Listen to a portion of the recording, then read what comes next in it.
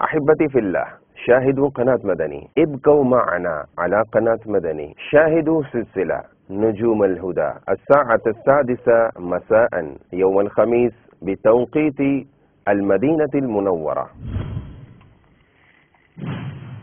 اسمي غلام ياسين ابن أكبر دين العطاري. أنا متخرج من جامعة المدينة، وتخرجت سنة 2006.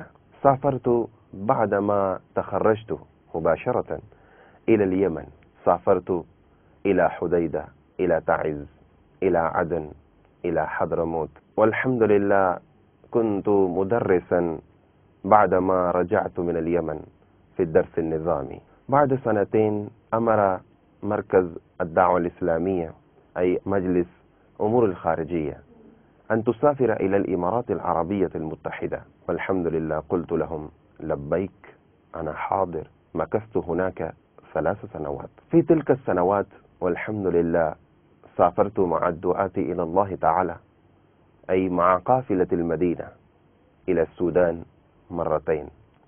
سافرت إلى بحرين، سافرت إلى الحجاز المقدس، وبعده رجعت إلى باكستان، والآن أنا مشغول في التدريس. الحمد لله أنا أسجل الصوت الخلفي على قناة مدني كما تشاهدون. اللهم اجعلنا من المخلصين